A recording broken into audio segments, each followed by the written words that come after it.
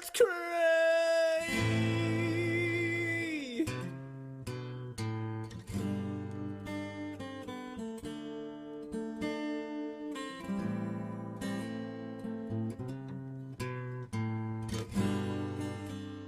Sa video na to ay magbibigay ako ng 10 reasons to buy the TVS XL100 at sa hiwalay na video ay magbibigay din ako ng reasons not to buy this bike. Walang plastic fairings na magkakalampagan kahit araw-arawin mo siyang idaan sa Sungkaan Highway ng Bulacan. Hindi ka natatakot na kapag natumba siya ay mababasag ang fairings niya kasi nga bakal lahat kumbaga. Kahit metal ang fairings niya, tumitimbang lang siya ng 86 kilograms. Actually, kaya mo siyang buhatin kahit mag-isa ka lang. Ang makina ng motor na to ay 99cc with single speed gearbox. Pero kahit hindi siya kalakasan on papers, kaya ka pa rin naman niyang ihatid sa pupuntahan mo kahit marami-rami ang karga mo. Pero syempre sa ganyang sitwasyon, dapat mo ring i-consider kung gaano ba katarik ang dadaanan mo. Let's be realistic, di ba?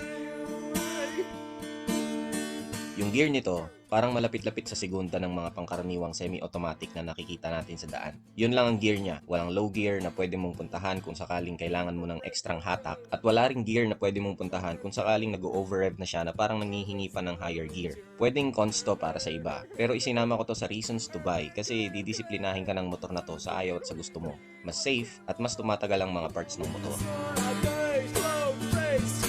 Dito sa left lever niya, may dalawang kabling nakakonect. Yung isa, papunta dun sa rear brake, at yung isa naman, papunta dito sa front brake. Nabanggit ko naman na dati na kapag may preno ka, malakas ang momentum na sinasalo ng front wheel mo.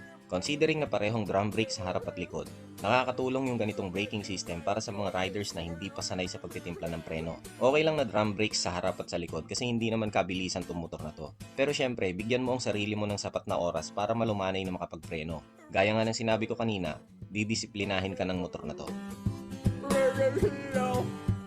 Kaya niya maglakbay ng 60 to 67 kilometers sa 1 litro ng gasolina. Sa patuloy na pagtaas ng presyo ng gasolina, sino ba naman ang ayaw ng motor na matipid sa gas, diba? Tsaka kahit ilabas mo na sa usapan yung presyo ng gasolina yung convenience lang ng hindi ka madalas nahihinto para magpagas, malaking bagay na, diba?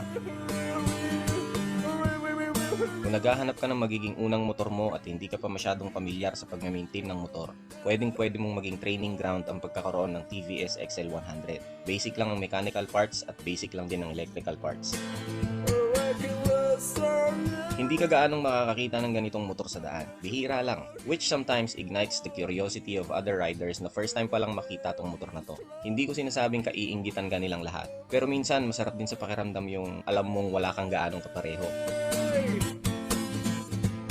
Dahil sa mga binanggit ko kanina, magaan, manipis, bakal ang fairings, kahit hindi ka pa veterano sa pagmumotor, may kumpiyansa ka pa rin na enjoy ng mga light trails at general dirt roads. It's certainly not made for that. Pero dahil nga manageable siya sa napakaraming bagay, you can explore a bit of off-roading, just for fun. Mapapasayo ang motor na to sa halagang 36,900 pesos. Para sa akin, it's a steal. Masasabi ko na ring sulit siya. Not the fastest, not the most powerful, but it can definitely make you appreciate the experience. Fun does not have to be expensive. This is a good beginner bike for newbie riders and a good cool-down bike para sa mga experienced riders. Lahat ng mga rason na binanggit ko kung bakit mo bibilhin ang TVS XL100 ay mga rason din kung bakit ang motor na to ay isang ideal beginner bike. Kung naghahanap ka ng unang motor mo at ayaw mong gaanong butasin ang bulsa mo, kung naghahanap ka ng motor at hindi ka pa handang ma-overwhelm sa power, kung naghahanap ka ng motor dahil gusto mong makatipid mula sa araw-araw na gastos sa pamasahe, kung gusto mo ng unang motor pero ayaw mo ng maraming isipin pagdating sa maintenance, then this motorcycle is for you. Ito ang motor na hindi malalaos. Paano siya malalaos hindi naman siya uso. Malay mo, ito na ang motor na magko-convert sa'yo from being a kamote rider to a bulalo rider.